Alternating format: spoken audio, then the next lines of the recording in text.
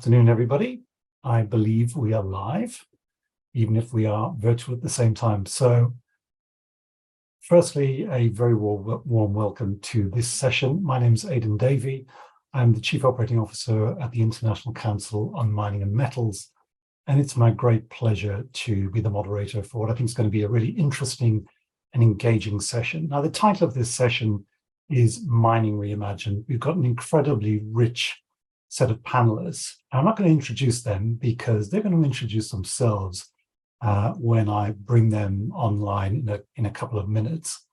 But just in terms of a little bit of context for this, if we think about where we stand currently as a sector, we're at a pretty important sort of point of inflection. So, historically, I think the industry is one which has been critically important, but not necessarily regarded as such. But with the advent of the transition to a low-carbon future, there is a sense that this is an industry that is critical to the future of people and planet. But does anybody care in terms of the next generation of potential participants and players in our industry? And that, I think, is one of the questions we want to touch upon during this session. We know that the industry has transformed radically, certainly in the period of time that I've been in. We'll say a bit about that during the course of this session, but we also know it is going to change even more. So my sense is that participation in this sector is going to be both an extraordinary challenge, but an incredible opportunity for the current generation of students who are coming through. That gives us the context really for today's panel. And what I want to do is bring the panelists online.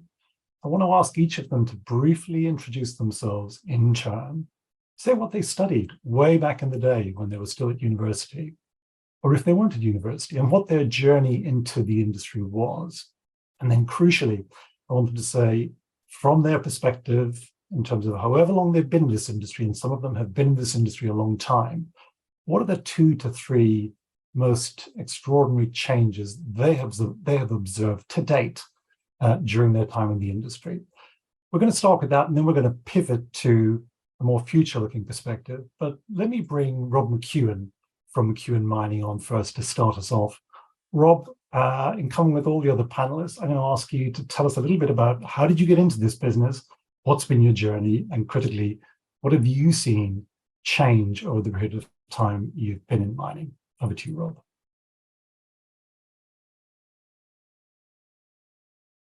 And you are on mute, Rob, I think so.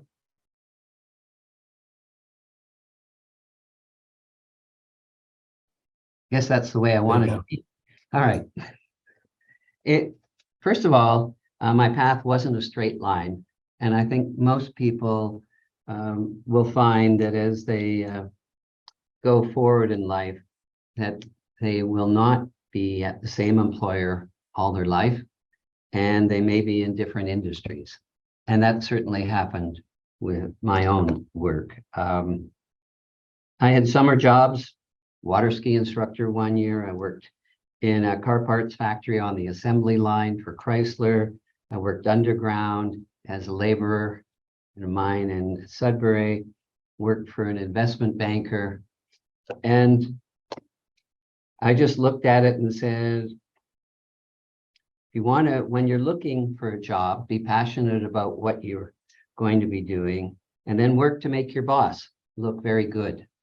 And management will notice that you were a good hire and give you more opportunity.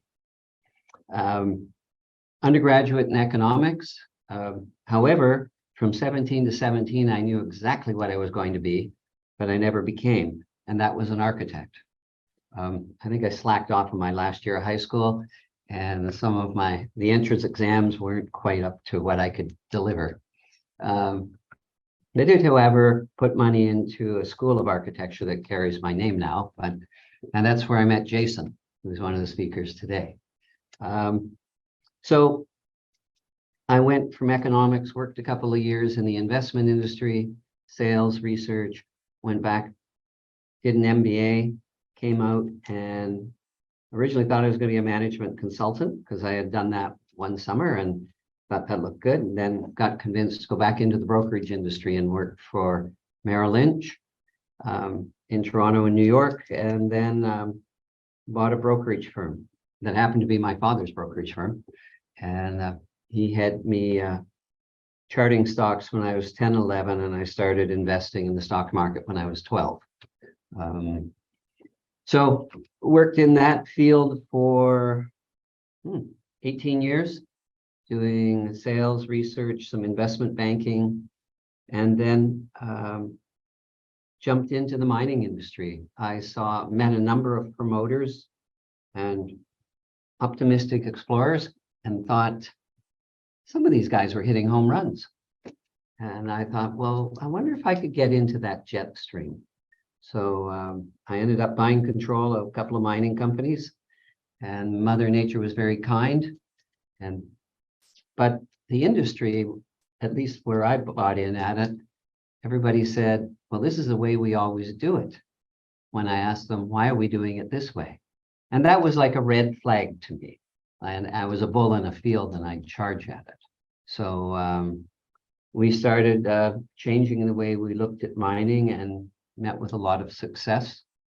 And from that, we moved to another model, which we're looking at a copper mine, and brought in Whittle Consulting, Gerald and Whittle, to look at how we optimize a mine. Asked Jason to join us to take a look at how we could redefine mining. And we're on a wonderful journey to create a new model for the mining industry. And I'll leave it at that, Aidan.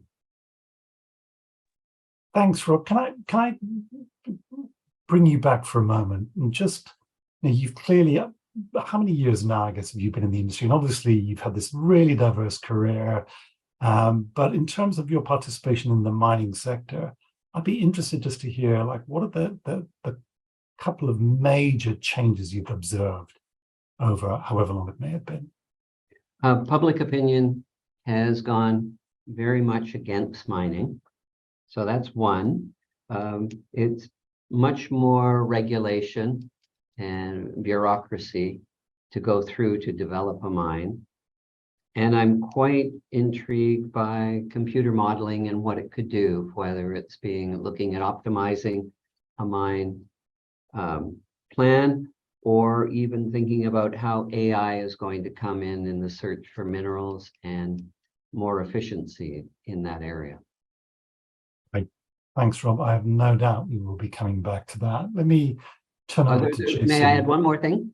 Yeah, you can. That is, we have not run out of finding deposits, big deposits. They can be found in the shadow of the existing mine, or as they say, the head frame. And that's quite a common story. And there's still some very large discoveries that create a lot of value for the community around them, the people involved, and a contribution to society. Hold that thought. So you heard it from Rob. We have not hit peak mining and mineral commodities. So that is good to hear. Jason McLennan, why don't we turn to you next? Tell us a bit about your story and also these big changes you've seen during your time involved with the industry.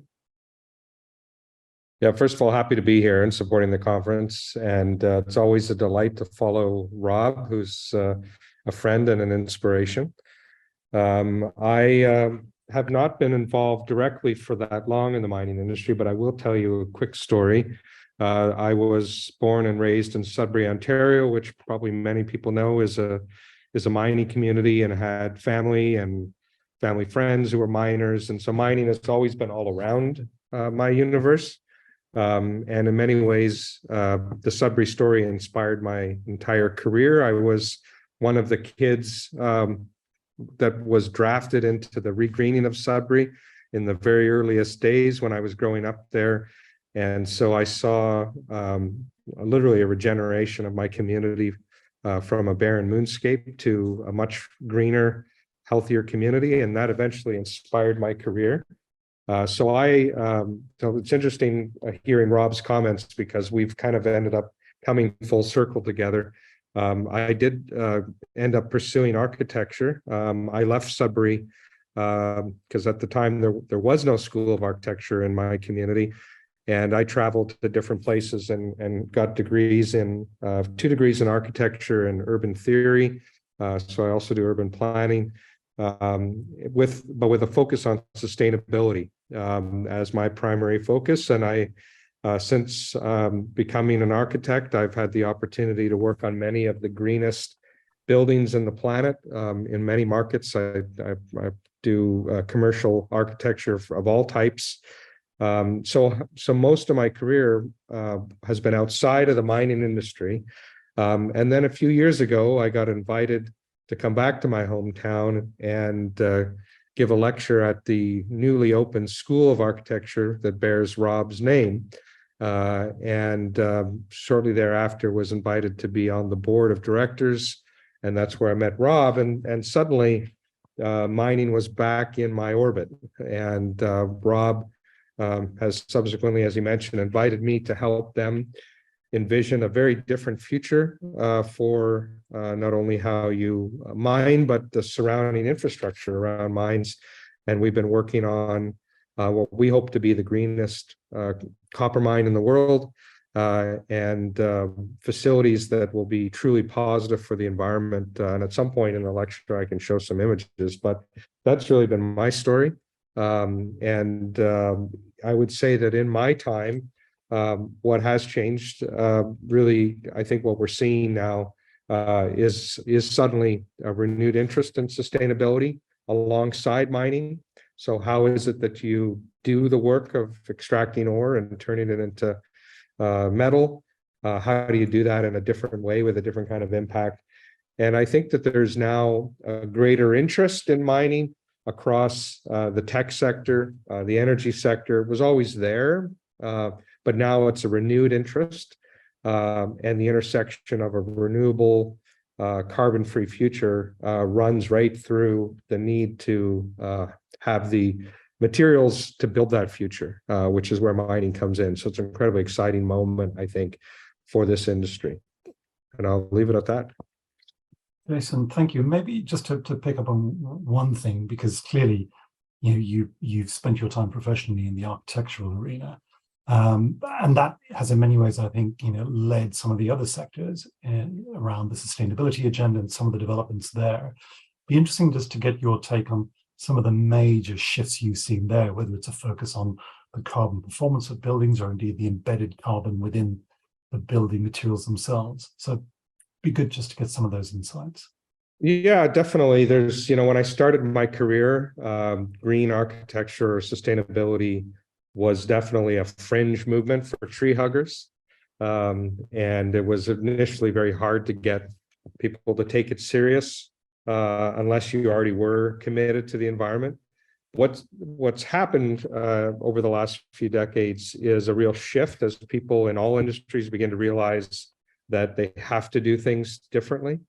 And so we have a lot of very important clients, Fortune 100 clients, Fortune 50 clients, Fortune 5 clients, major institutions that all have as a major core part of their agenda to be carbon neutral as soon as humanly possible, and really changing their entire supply chains. And again, if you follow the math and follow the legacy of decisions that are made around how anything is procured in society, you have to then talk about mining, and you have to talk about a different way of doing our business in this sector. And to me, that's exciting. This is a moment for the new generation of students to realize that they can be part of changing the paradigm across the planet. This is an important moment for mining, and the demand is there and the passion is there, I think, to see this change through. Thanks, Jason. Peter, Montano, B2 Gold. Tell us a bit about your story. Thank you, Aidan. Yeah, so my journey to mining, again, similar to Rob and Jason, certainly wasn't direct. I have always been interested in building things, construction, in backyards growing up, some more successful than others. And then in university, went into civil engineering and economics. And always with this idea that I wanted build something, and then I started getting a bigger idea that I could do infrastructure or something that would have an impact on the community. And that was what I was really targeting all the way through university. Had some really interesting projects in the transportation realm, bridges and tunnels and that sort of thing in Colorado. And then it was a job fair my senior year of my last year of university. There was a little consulting company who did basically infrastructure and civil works for mining companies. And their pitch was, yeah, sure, you can do your engineering, you can build things, but also you can do it in Venezuela, you can do it in Costa Rica, you can visit the Arctic, you can, and as a 21, 22-year-old just coming out of college, no strings, I said, this sounds exciting, and really that's what piqued my interest into the mining world. And for the next 3 or 4 years, I was this kind of a mongrel engineer that I did a little bit of civil, a little bit of finance and budgeting, a little bit of mining, and worked my way through the consulting field until finally B2 Gold was one of my clients working in Nicaragua. And they were launching at that point. They were a new company, launching new mines in Nicaragua, rebuilding, and they were looking for problem solvers, and not specifically, a specific CV, but it was an attitude and an ability. And I think that's what really has kept me involved with mining. It is about problem solving. No two mines are the same. They all have their own personality, whether it be social setting, physical setting, regulatory, climate. Just every mine has such a different personality that I've just found that continuously fascinating throughout my career.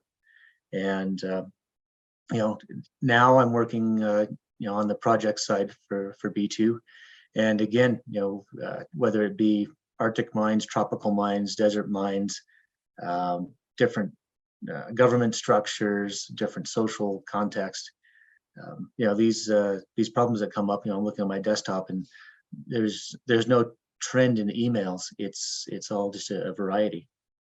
So I've found it incredibly rewarding and challenging. When we talk about changes, certainly there have been some huge ones. The first one that I'd like to mention is just the honest focus on sustainability. When I started 20 years ago, I realized that wasn't terribly long ago for some of those on the panel, and certainly for the industry.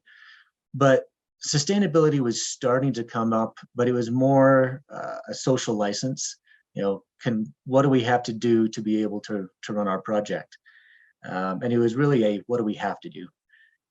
And there were some individuals and some groups that did it better than others. But now, one thing that I'm really encouraged by in the industry is we find ourselves really looking at what can we do? Where can we apply the new technology to make a more efficient, therefore a smaller footprint, more profitable, and overall just a better project. And that's sustainability. It's better for a broad group of stakeholders, not just shareholders and executives, but the list of stakeholders has definitely grown, and it's just that larger, I think, more open and more honest view of sustainability as a whole, rather than the bugs and bunnies or social license. It's a much larger view now. The other piece, and I think this is where or we might get to later, applied technology, and really cutting edge technology. I mean, we're still talking about autonomous vehicles in the public realm.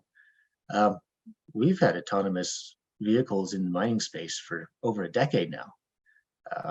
They are getting better and better, and they are learning how to operate better. But autonomous operation, I wouldn't say it's old news, but it kind of is. Same thing on the processing side. I mean, the technology that's used, simulations, machine learning, and then, that's going to develop into AI very shortly. So I think one of the things I like about mining is it is all about problem solving. Can you find the best way or the optimum way, a better way to to extract a mineral for the end user? That leaves a lot of open channels for problem solving, and I think it's going to be really interesting to see where technology goes. I think all of us are going to be surprised. There are going to be areas that we had no idea that there was even an opportunity to be optimized in the next 5 or 10 years. We'll look back and go, I can't believe we didn't think about that. So that's what I'm really looking forward to. Great, Peter. Thank you so much. So much of what all of you so far have said has resonated so strongly. Your point about the appeal of the prospect of international travel. I personally was kind of born and raised in a very rural part of the west of Ireland. I had never set foot outside of the country other than the well-trodden route for students in my day of going to work in London on building sites during the summertime. And so when I found myself, when I started working professionally in the late 1980s, working in a uranium prospect or exploration camp in northern Malawi, I couldn't quite believe that I was being paid to do something that interested me deeply. And we were working on an integrated environmental and social impact assessment. And it just, I kind of had to pinch myself. It was beyond interesting. So that really resonates. Yeah, absolutely. One of my first big field programs was geotechnical work in Venezuela. And we would take a helicopter to the drill pads every morning, and then they would drop lunch packets in the middle of the day, and we'd wave, whether we're doing well, and then they could get us in the evenings. And I remember with the helicopter going over the rainforest canopy with the toucans flying next to the helicopter, and I had the same thought. I really should be paying somebody to let me do this all day.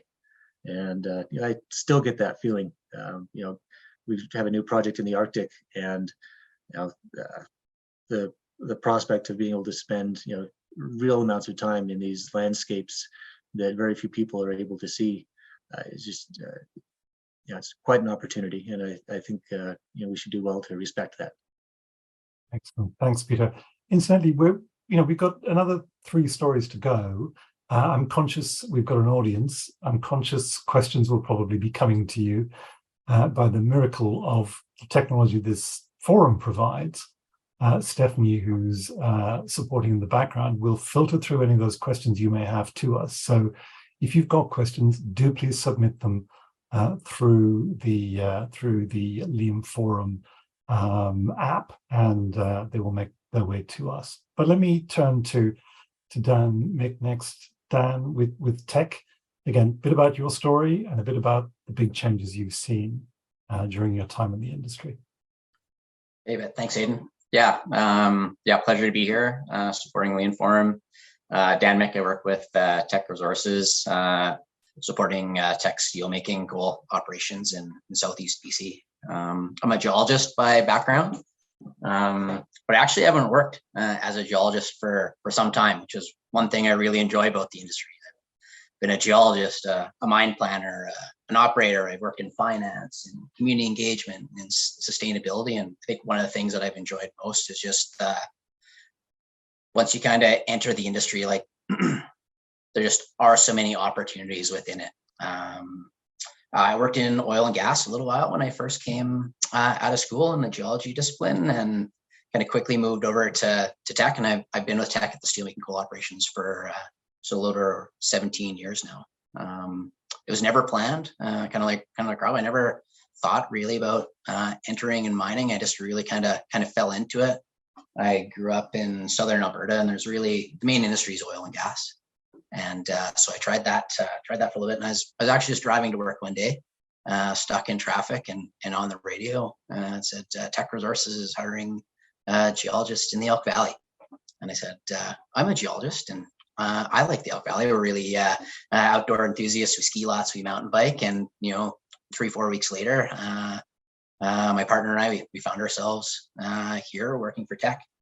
And it really was, the opportunity for a great career and the opportunity to live in a spectacular place that really captured us and has kept us in the industry. So while I'm excited about kind of the fascinating places and spectacular places mining takes you, I've kind of used it in maybe a bit of a different way from Peter, in that we've really, mining offers you this opportunity to live in all these different places that you can also find that sweet spot for you and your family. So we are here. It's just it's been a perfect fit for us and our lifestyle.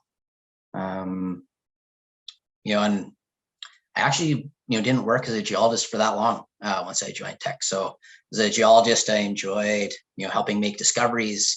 As Rob talked about, increasing the understanding of the reserve. But then I saw the mine planners over here, and they got to think about all these other externalities that the group's been talking about so far, and thinking about how do we think about mining and how we plan, considering all these things in this really complex problem.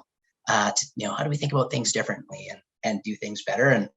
And that really resonated with me. I really enjoy complexity and the opportunity to be creative and solve these complex or contribute to solving these complex and dynamic problems. So in my current job, I get to help sustain an operation and all the community, social, and economic benefits that come with the operations and the products that the industry produce. But I also get to ask questions like, how do we think about our project in a way to redesign it so it benefits bighorn sheep and grizzly bears? Or how do we reimagine our project so we can better reflect the values of the surrounding Indigenous and non-Indigenous communities? And it's really layering all these other externalities and making that positive change. That that's what really gets me out of bed in the morning and excited to come to work. What I think different since I started, even I don't know, maybe even different than 10 years ago, certainly different than 17 years ago, are the discussions that are happening and the different considerations that guide decision making. And really, that's what excites me so much. The industry has moved beyond kind of those traditional economics, and really layered in, the role of mining in society and the role of mining in nature. And I think about what planning teams looked like in the past and what planning teams look like today. They're not just geologists and mine planners, but there's sociologists and biologists and ecologists and archaeologists and people in healthcare and marketers and communication. And it's really that diversity in team and diversity in thinking that is really shaping change within the industry. And I think that's what's going to be required to meet society's expectations on us beyond just the metals and materials that we produce to make people's lives better. So that's me and what I get excited about. And thanks so much. I'm so pleased you touched on the extraordinary diversity of professionals that are deeply engaged in this industry. I mean, Jason is an example, of someone who is certainly not of this industry, but who is kind of deeply connected into it. But you kind of rattled off a list of other professionals who are not necessarily spending all of their time and energy in mining, but have deep involvement in the development of projects, which is something that I think is not appreciated as widely as many of us may like. Yeah, I think who can work in the mining industry, I think it's anybody. And I think it's, like I say, like even as a geologist going to university, it was just mining didn't even really enter my thinking as the career path that it turned out to be. So, I think, you might not think mining's for you, but I think you'd be surprised once you learn a bit more. Thanks, Dan. Tara Shea from Mining Association of Canada, great to have you with us, and it'd be great to hear your story. Yeah, thanks, Aidan. So Tara from the Mining Association of Canada, my role is Senior Director, Regulatory and Indigenous Affairs. If you're not familiar with the Mining Association or MAC, we're an industry advocacy group for the Canadian mining sector. We're known for our Towards Sustainable Mining initiative, which has expanded beyond Canada and it's being implemented globally now. So I may refer to TSM throughout this. That's our sustainability program. I'm joining today from my home in Ottawa, which is located in traditional Algonquin territory. And And yeah, this is a really interesting opportunity to reflect on the last 15 years of my life, thinking about how I got in this sector. And if you had met me in, late in high school, early in university, you would have thought, no, she's probably going to work for an anti-mining NGO. She's not going to end up in the mining sector. So it's kind of, I think back to those days and how, the anti-corporate idealistic version of me and where I am now and how I'm still very much aligned with my values from back then. So I studied political science and international development in university. I graduated in 2008. So you may remember there weren't many jobs for new grads back in 2008. And I was working at a hospital. That was my job in university. I was a patient porter, so I would move people around from their appointments and help out. And so that was my job in university, which was a really fun job, but obviously not something I wanted to do for a career, or else I would have studied healthcare.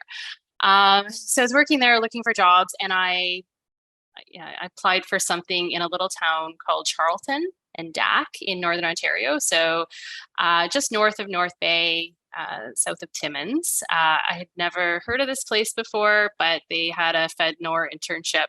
So I applied, and they called me for an interview. I think back then we still needed to use MapQuest. So I went to my computer, looked up where is this place. I was living in Windsor, Ontario, so it was quite the drive. But I had Tuesday off from the hospital, so I thought I might as well drive up north. It was lovely. It was the end of October. And I got there, a town of 500 people, and I said, no way am I moving here by myself, and I'll do the interview because I'm here. So went into the interview totally confident because I didn't want to work there. I just wanted this thing to end. But then they called me and asked for references and offered me a job. And I said, well, there's nothing else to do. It's only a year. I'll go up there. So I moved up there all by myself. Ended up staying 2 years. When I left, I was the deputy clerk treasurer of the town. So I got some interesting administrative experience, but not what I wanted to do forever. But I knew I wanted to live in Ottawa. I thought, studying political science, I needed to be in the nation's capital and go get a government job. There weren't any job postings that, aligned with my skill set at the time in the federal government. So I applied for a job at the Mining Association of Canada. Just wanted to get to Ottawa, pay the bills, and then I'd look for something that I actually wanted to do. That was 13 years ago. So I started out in a fairly junior position, and then slowly got more involved in our Towards Sustainable Mining initiative, ended up being the director of that for many years, and then a couple of years ago shifted into the policy work. So my role right now, I lead on all of our policy work related to wildlife management, species at risk, protected areas, Indigenous relationships, also involved in issues related to project permitting. So now when I look back, this is a sector I did not see myself working in. I'm not a geologist, not an engineer, not a haul truck driver. This didn't seem like the place for me. But now, I'm engaging on public policy, so very much aligned with what I studied in school, working with people who care about the environment, care about sustainability, as demonstrated on this panel today. Folks like Dan who, are thinking about the bigger picture impacts of the planning and operation on communities and society at large. So very interesting. And just going back to what I said earlier about, being cynical about this industry when I first started, one of my first interactions with MAC members early in this job was a teleconference with our energy, at the time we called it an energy working group. And I went into that thing with, thinking this is going to be, a bunch of corporate talk, there's not really solutions going to come out of this, right? But I was really quickly convinced that these people actually care. They understand the challenges and problems, and they're looking for solutions. Back then they were talking about quantification of greenhouse gas emissions. Obviously, the climate change file has evolved since then, but it was very much evident that our sector was leading well before I even joined it. And then thinking about the, what's changed since 2010 to now, I think the other panelists touched on a lot of the issues that I would raise, but I think I just want to underscore the genuine commitment and the action that's happening right now in the equity, diversity, and inclusion space. There was the Women in Mining initiative, that's been established for many years, but I think right now, like looking at systemic issues and how to overcome them, how to have more diverse leadership, I think there is that genuine action that's happening right now. The other space that I find very interesting, just because of my time working on towards sustainable mining, is the evolution of standards and how mature standards in our sector have become, the leadership in our sector around these. I think if you're hesitant about joining our sector, don't be. Like Dan said, there is something for everyone here.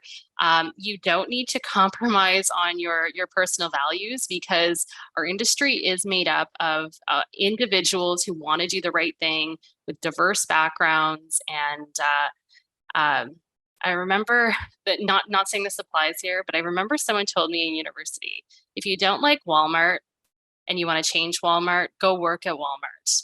And so you can be part of the progress in our industry too.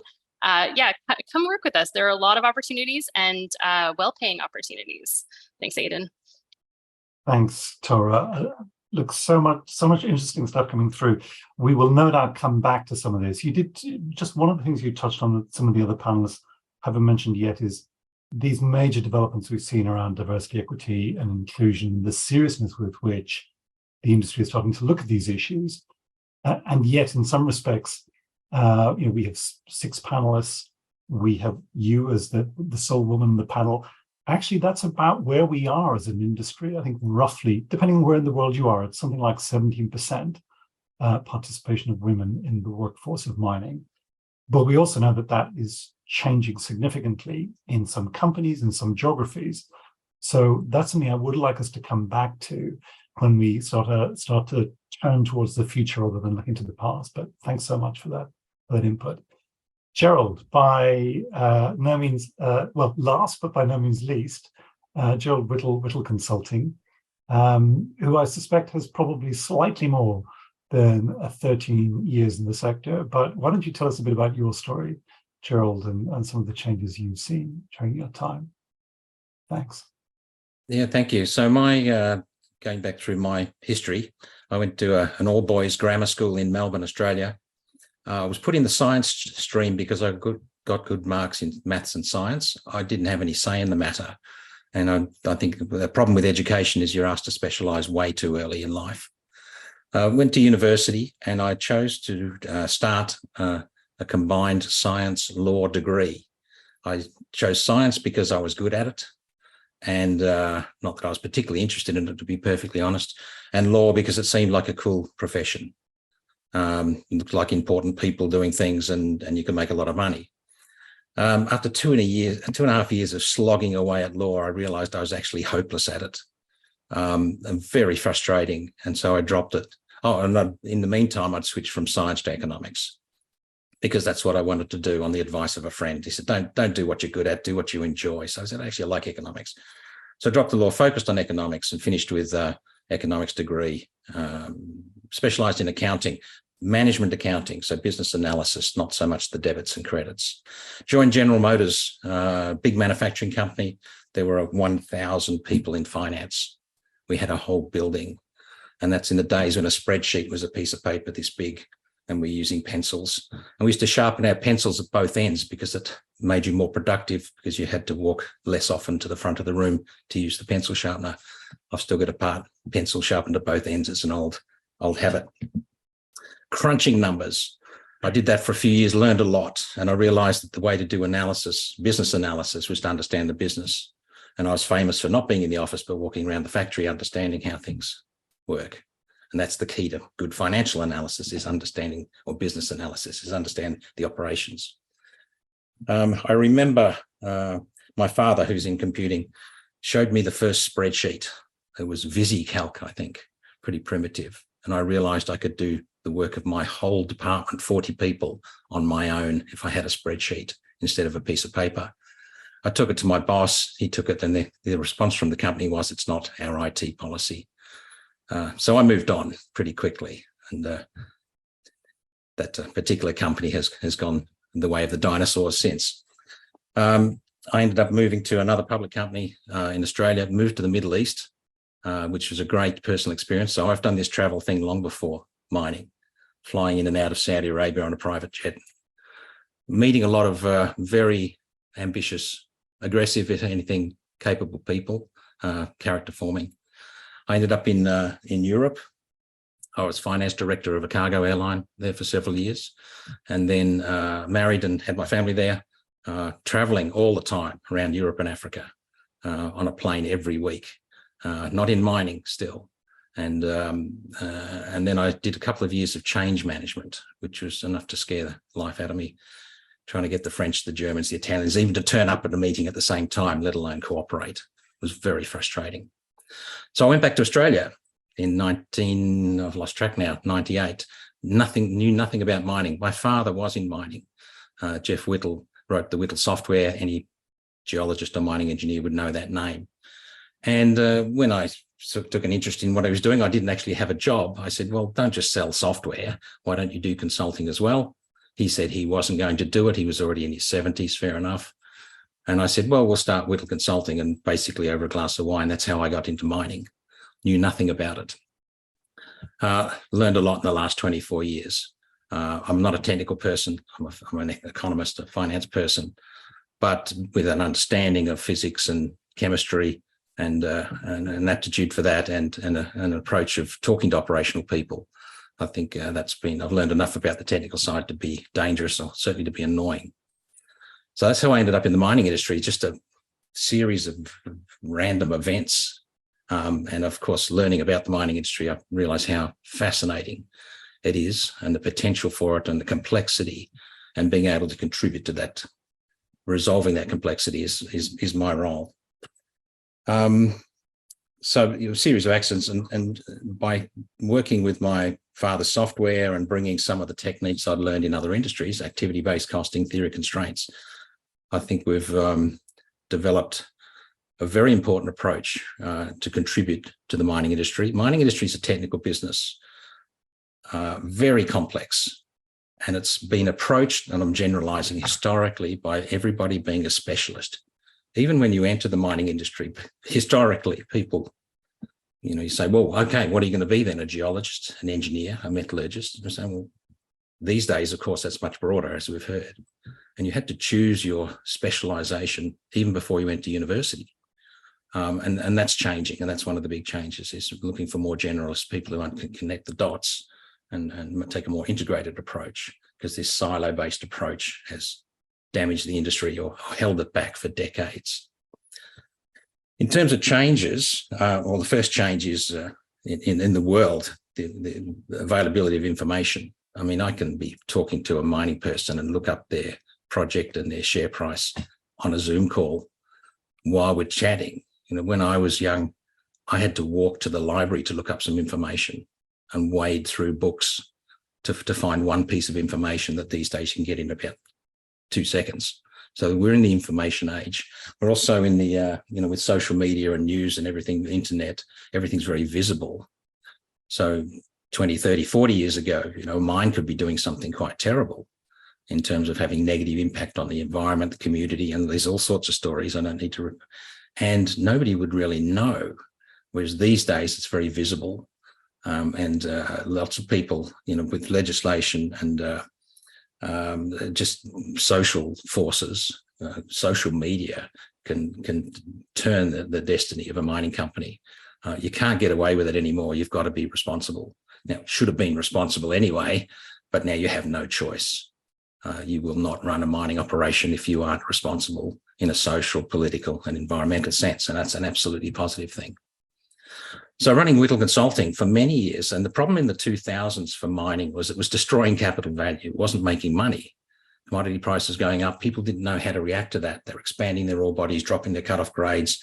Everyone's saying, oh, but we have a low-grade deposit. Do you know why you have a low-grade deposit these days? Because the metal price is up and the break-even cutoff has gone down. It's the same ore body as you had before. It's just now a large low-grade deposit. It used to be a small high-grade deposit. So for the first decade or so in the 2000s, Whittle Consulting was all about helping mining companies improve their economics. Of course, my contribution to that was quite clear, bringing in advanced modelling, activity-based costing, theory of constraints, using my father's software for all sorts of clever interactions between the system. And in the teens, 2010 onwards, 2015, and these days, of course, this sustainability subject has raised in profile in the mining industry. Now, initially, I thought my role in that was, well, that's somebody else's problem. We're the money guys, Whittle Consulting. We're the ones who help mining companies make money. We're about helping shareholders. Not to say we didn't care about those things. It just wasn't our thing. And the realization 7 years ago or so was, oh, hang on.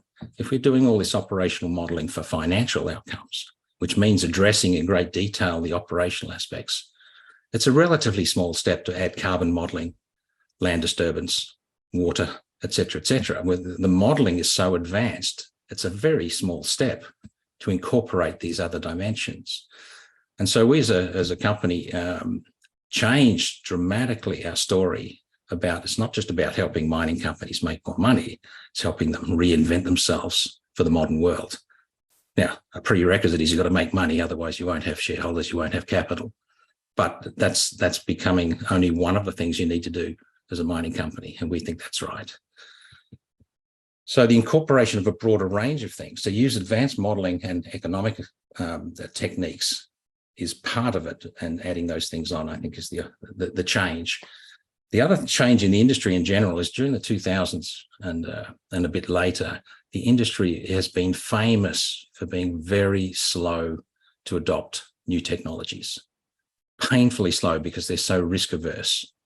And qualified persons have to sign off on things, and yes, they take personal liability, so they're not going to volunteer to put any new idea in. And you've heard of the expression, everyone wants to be first to be second. Well, in mining, it used to be first to be 11th, because qualified persons wouldn't sign off on technologies that hadn't already been demonstrated somewhere else in 10 different locations. And a fundamental resistance to change of any technology, or to experiment or do something new. Now, that is different these days. And I think the burning platform of electrification of the world to reduce carbon emissions and so forth has finally produced the impetus and the willingness to actually do something different. And we are seeing now a flood of new technologies come in, and of course, creating all sorts of opportunities. And this is exciting because finally the mining industry is getting active and willing to do things differently, which for early adopters and people like myself, and most of the people on this panel are early adopters, so they know exactly what I mean. The frustration of how slow the industry can be is, well, we're seeing that's different now. If you want to characterize the industry, I think it's very progressive. So that's what I think are the big changes. Exciting times. Thanks, Gerald. So look, that's been a kind of a really interesting set of observations and perspectives, I guess, both on the past as well as on your own past. And I want to shift gears now to think in terms of the future. And I should probably say now, I'm not going to go to the panelists in the same order that we did last time around. I promised to come to each of you individually, but just to keep you on your toes, I'll probably come to you in no particular order. But the question I want you to really think about next is, where do you see the major innovations coming from that will take us through into the next 2-3 decades? And I know that's an incredibly long period of time relative to the pace of technological change. And again, when I say innovations, I'm talking about innovations that they may be human-centered, they may be technological, they may be linked to a nature-positive future. So don't be bounded by innovation through a technological lens. It may be related to the need to diversify participation in our workforce to attract the best and the broadest range of talent. So with that as the framing question for each of you, I think I'm going to go to Peter Montano first from B2 Gold. You got first mover advantage or disadvantage? Peter, you get to choose. Yeah, we'll see if I can turn this into an advantage. Yeah, so first of all, I mean, innovation is constant. So it's something you have to recognize. There are the occasional, leap forward or step, but so the first one, where is it going to come from? One of the major changes I've seen is communication. This is something that Gerald spoke about with doing research, and I think Tara has seen this with putting together the TSM standards. The communication that we can have within the industry now is at such a rapid level that you can actually get input and problem solving from people around the world that are tackling similar problems at the same time. So I see one of them is going to be within the industry. It's going to be from all of these people who are in industry at the face, solving problems, communicating with each other, with their previous classmates, previous colleagues, with mentors. So that's one piece that I think is starting to become much more leveraged now, not just within single offices or single buildings, but within the industry as a whole on problem solving, based around communication. So that's one. The other one I'd say is, you look at the growth of AI, and I kind of go back to what it's done on the genetic sciences and mapping genomes. I think that if we can get the universities to really tackle the natural resources industry, there's a lot of really interesting research to be done, and big improvements that can be made. So I'm hopeful that we go back to the universities getting into natural resource problem solving. I think there's a group there that has the history and the experience of the professors, but also the youth of a lot of the students. I think there's some pretty good potential there. So when I look at the future, those are the two that I see is, very, very, very different. But one specifically people who are tackling the problem right now, and then others from the universities that we just haven't really leveraged that. The mining departments of most universities are starting to come back now, but it's been a real struggle over the last 20 years. And I think there's some opportunity there.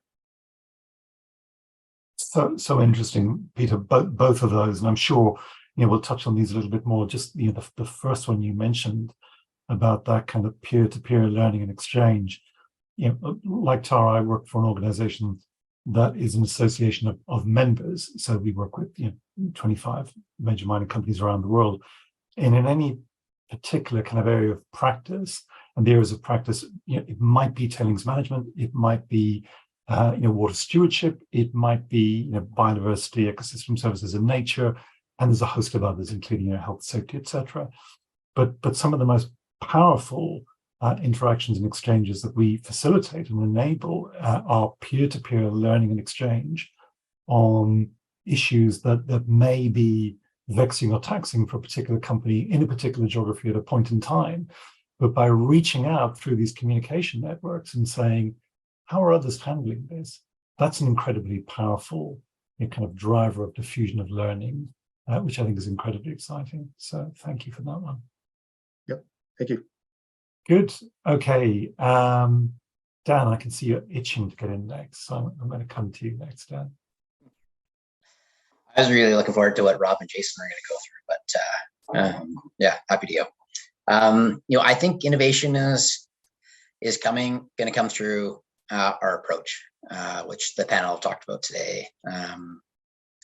Yeah, and I was really excited to hear about Rob and Jason's work on architecture. I think architecture is a perfect parallel. So I imagine when Jason shows his slides, he's not going to talk about how much concrete is going to be used, how much steel, the construction time frame. I imagine he's going to talk about values, the experience that users of those facilities are going to undertake.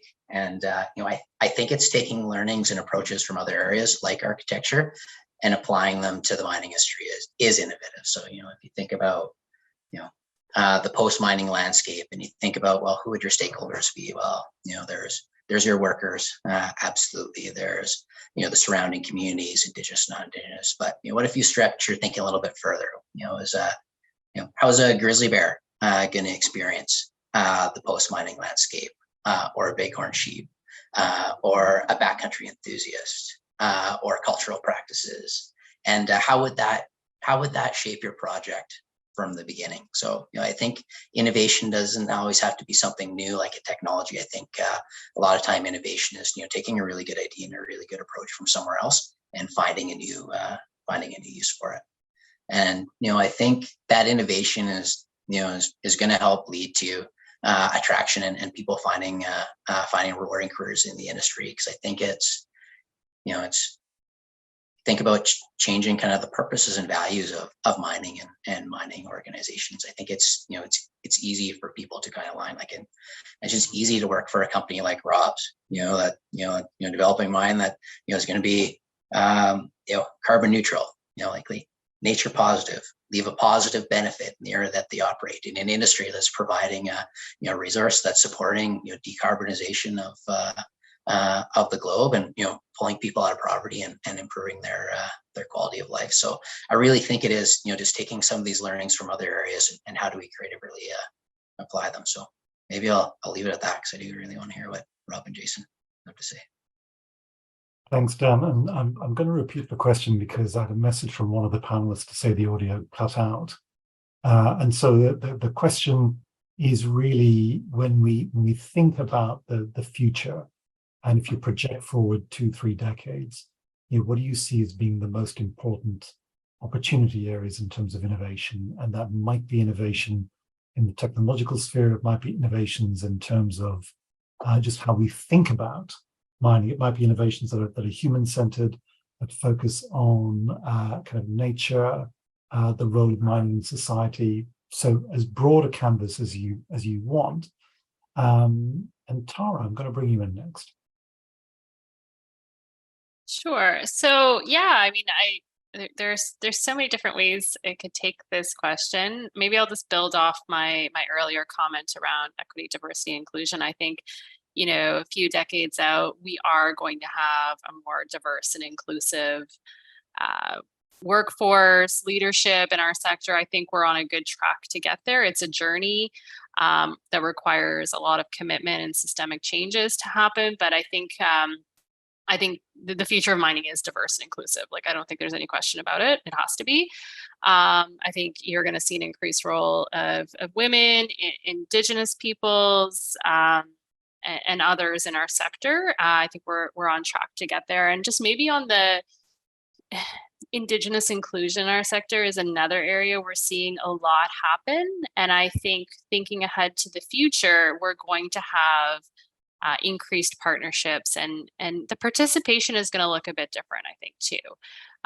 Historically, we focused on employment and procurement with local Indigenous communities, and we're seeing agreements between companies and communities mature, and we're kind of at this agreement 2.0 stage, which I think is still evolving, but growing interest in shared infrastructure, commercial partnerships, equity ownership, increased Indigenous interest in actually mining too, and being part of the operation.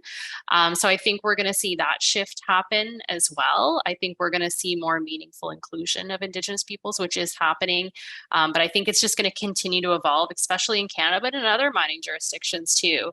I think it's just a really important piece of our business and our relationships that we can't lose focus on. The other piece, which I know ICMM is doing a lot of work on, Aidan, is around biodiversity and nature. I've had the biodiversity file for, 9 years maybe. It's on my desk, and I'd say just in the last 2 years, it's kind of come up to the top of the priority list for investors. For those in our sector, you're seeing more and more biodiversity focused roles in the more the corporate level. We've always had those working in the ground, but we're seeing more of the policy focus on biodiversity. the environmental managers have always been thinking about this. So I think we're going to see, we are seeing a shift in planning around biodiversity, habitat banking, offsetting, and really trying to do proactive work. Teck is out there front and center with their nature positive commitment, and they've got action underway to demonstrate that commitment. And I think we're going to see more and more of that roll out. I think going forward, some of these things that used to look like nice to do's are not going to be optional anymore. Sorry, just kind of a few different thoughts there, Aidan, but there's so much that I think is happening, and we're I think we're headed in a good direction. Great, thank you, Tara. Rob, I know you'd started to touch on the future earlier, but it would be great to get your perspectives on where you see these major innovation developments coming. Sure. Well, I'll go back a couple of years, actually to 2000, and we had a contest at Gold Corp called the Gold Corp Challenge, and we put all our geological data up on the web for a mine in Northern Ontario and asked the world to tell us where we'd find the next 6 million ounces of gold. We gave a very extensive bibliography and shared all of our files, our geological files, which at the time the mining industry thought was very odd that a mining company would do that without confidentiality agreements all over. And we offered $500,000 in prize money. We had 1,500 people from 50 countries take down a 400 megabyte file. And we structured it like a game. So there were semifinals, 25 semifinalists to be picked, and then there were 3 finalists. I have to say the winners came from Australia, where I think there's a lot of advanced technology in mining. But what astounded me was the computer graphics, that when I opened what ultimately was the winning competition, I almost fell out of my chair. I said, where did this come from? I've never seen anything like this in the mining industry. And after I picked myself up, I got on the phone and called up 3 institutional investors that had heard the story a number of times, but had never bought. And I said to each one of them, give me 15 minutes this afternoon. I want to show you something. And I saw these 3 in the afternoon, and they ended up buying 15 million shares that afternoon because the visualization made the targets abundantly clear and where the value was. So the Gold Corp Challenge, just talking about communications, what Peter mentioned, we used the internet to distribute this contest, and it was considered one of the first successful examples of incentivized crowdsourcing. So I think you'll see more of that, and I took away 2 things. One, it's very important how you define the problem statement, because that allows you to generate often alternatives that others can't see. And the other is that the biggest gold mine in the world, and I always look at things in terms of gold, it's my favorite types of deposits, but it's between everybody's ears. And how do you connect them with communication? And you get these hybrid answers coming out quite quickly. Where are we going? We're definitely going into space. And people should be looking at that. We're going to be building colonies in space, and we're going to be sourcing materials. There are a couple of companies out there, space exploration. I was involved with something called Moon Express that wanted to be one of the first to land on the moon, private companies to land on the moon. They crashed, but I guess they got on the moon. There's a company called Off-World, and they envision mines. They were looking that we used in space, but I could see it used on Earth, swarms of smart bots, robots with interchangeable parts like Lego that go underground, and that like envision a large anthill. And you have probably going to depths or into environments that be risky to people. You're going to see a lot more biological solutions to recoveries, to mining, It's already taking place in the recovery space. It has been for at least 15, 20 years, but you're going to see a lot more of that, I think. And visualization skills, being able to identify where the resource you're going after is more precisely and then surgically extracting it. You might start looking at crystal work to do ground support. And I think a little bit further, we might not be going into the ground at all. We might be using nanotechnology and AI to have above ground factories that are producing the periodic table and not going in the ground. And an example of that would be synthetic diamonds. And I remember after I left Gold Corp being asked if I wanted to run one of these producers in Boston, and they were making diamonds. They could make a 1 carat diamond up to about a 15 carat diamond. It just took a little bit longer. And they were making them for motherboards for high tolerance areas. And they're just slicing them. They're also making jewelry, but why can't alchemists have tried for a long, long time to make gold, turn lead into gold and that. But perhaps we'll see a day when that is, and there'll be people creating these metals in their factories.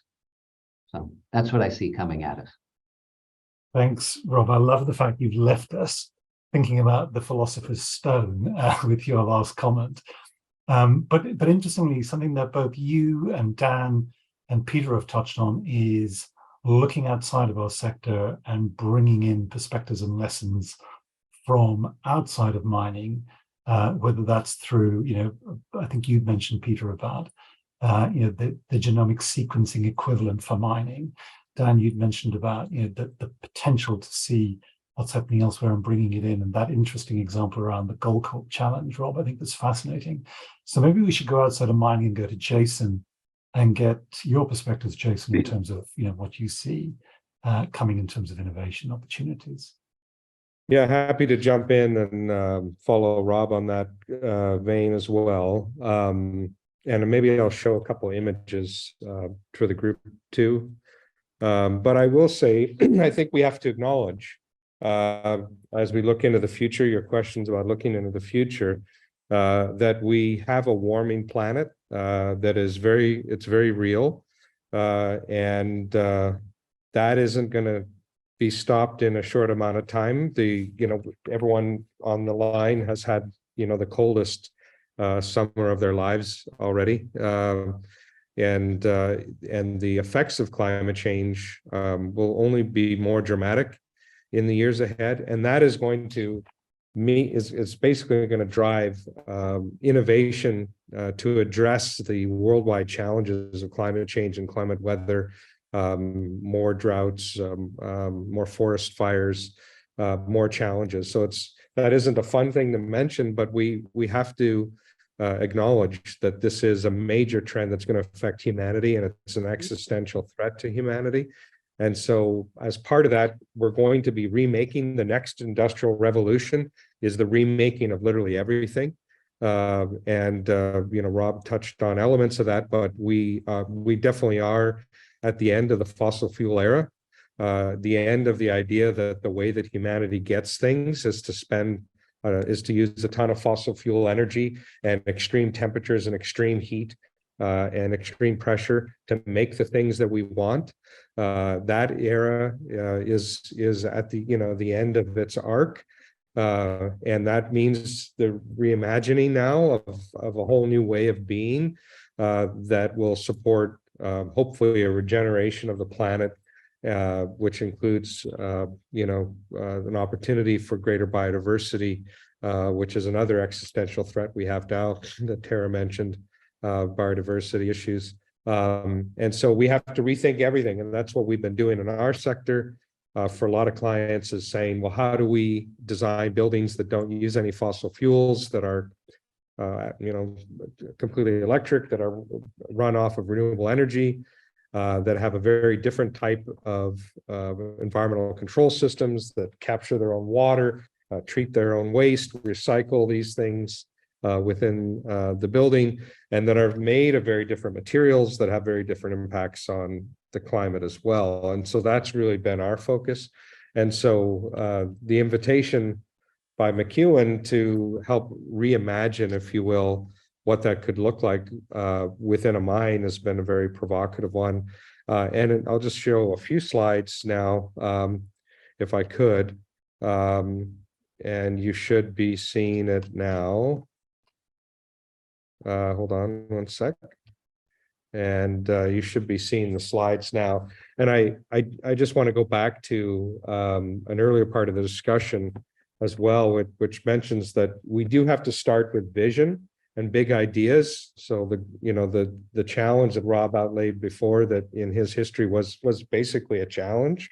And the challenge to humanity is to say we need to reinvent everything. And that starts with first principles. It starts with really getting at what are the things we need to change. And so for us, it was being very, very clear around what success looks like, what's the end game, what's life like at the end of a mine, not just at the beginning, what's the impacts that we have on water and energy and so on.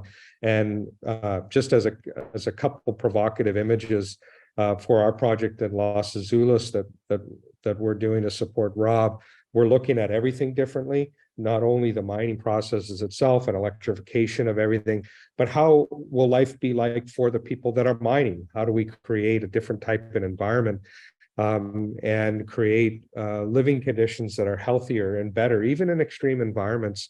And that's what we've been helping to envision is this idea of a solar powered community. Very different place for miners to live. And I love the mention of outer space. Sometimes we also go to science fiction. This is an image from actually from the 1960s, imagining us living in outer space and what it would be like. And humanity always brings nature into these perspectives whenever possible, because the truth is that we need nature in order to survive. And so, why not, for example, be growing food within a mine? Why not be using the resources that are there to create a healthier environment and to close the loops that you have? And that's really what we're looking at, even in environments like this one, which is in the Andes, that has inclement weather, that is at altitude. What if you created an oasis for miners that, improve their quality of life, that created no net negative impacts on the environment from the operation of the mine camp, for example, and actually was this incredible place to live and work and be in, and so on. And so that's the kind of thinking that we're looking at with the project that Rob and I are collaborating on, and I think could be very, very exciting. So I just throwing that out there as some images and some food for thought, that we're taking the leading edge thinking from many different sectors and saying it's time to apply this to mining, and it's time to have a very different story about the impact that mining has on people's health and on the planet's health, and as a representation of a new age, the next industrial revolution, a new age that mining can be at the center of. Thanks so much, Jason. And Gerald, I'm going to give the last word to you, almost the last word, not quite. So for me, the biggest opportunity for the industry is integration, taking an holistic approach. We're coming from an era where it was very much organizational siloed. If you said you're in the mining you're in the mining industry, people would say, so are you a geologist, an engineer, or a metallurgist? And these days you say, well, I'm none of those things. And they say, oh, well, that's odd. You have to explain yourself. That's where we're coming from in the last decades. But there's so much glaring opportunity in terms of integration and connecting the dots in what is a complex value chain. So some terminology that we find very useful is talking about innovation, a technology. Somebody's got a better truck or a new flow sheet or something like that. The first order impact of that is the cost benefit. That's the CapEx versus OpEx trade-off, or the impact on recovery or throughput. Now, normally the person who's the expert in that technology is all over that. They can express that. And that's fine. And you've got to be a specialist in that, whether it's energy or recovery or leaching or automation, electrification, whatever it is. That is the clear bit. The opportunity comes up. There's a second order impact, which is, I guess, our specialization, because if you make a significant change in costs or throughput or recovery, or you have a change in the cost structure from going from a variable cost diesel to a fixed or period cost, which is now electricity from a grid on a take or pay to run your trucks, or you go to renewable energy, which is mostly CapEx, and the OpEx is next to nothing, those cost structural changes have a massive impact on the design of a pit, the phases, the schedule, the cutoff, the stockpiling, et cetera, et cetera. There's an ore body benefit. And in general, it depends on the ore body, but moving from variable costs to fixed or period costs expands the ore body. And going to capital instead of operating cost expands the ore body.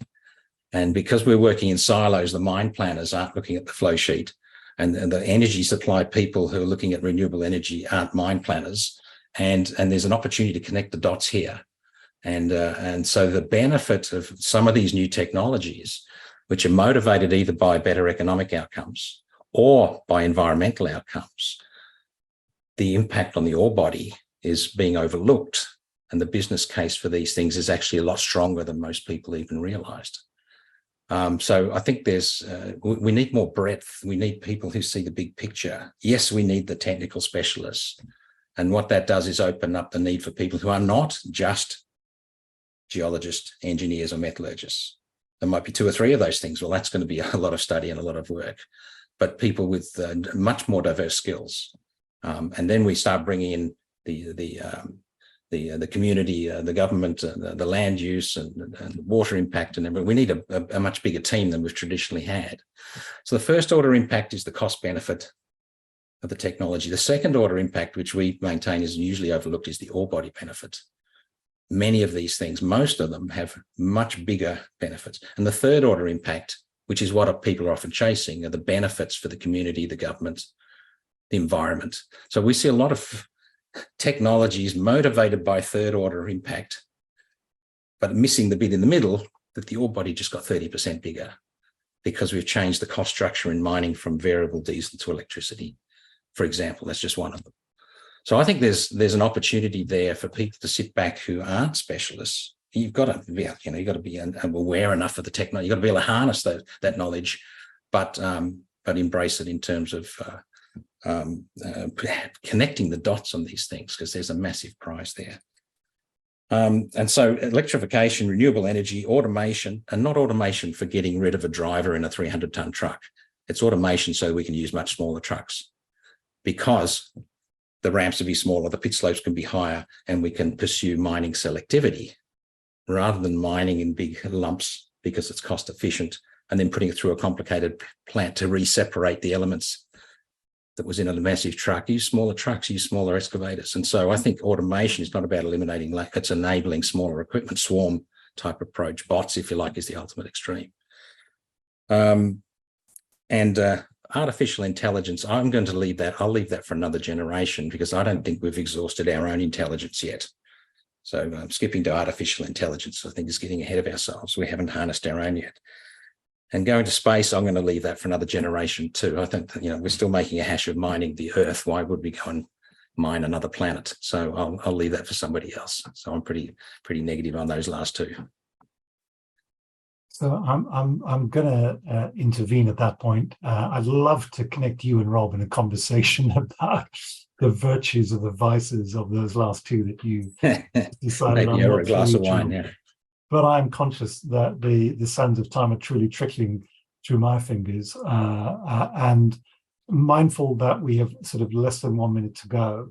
I just wanted to say my personal thank you to the 6 panelists in this session this afternoon for being so thoughtful, being so kind of generous with their ideas and their wisdom, as well as a little bit provocative, and join me virtually in sending a very big thank you to all of them for being so willing to share and contribute to this really interesting discussion. Thank you so much, Gerald, Peter, Jason, Rob, Dan, Tara. It's been an absolute pleasure.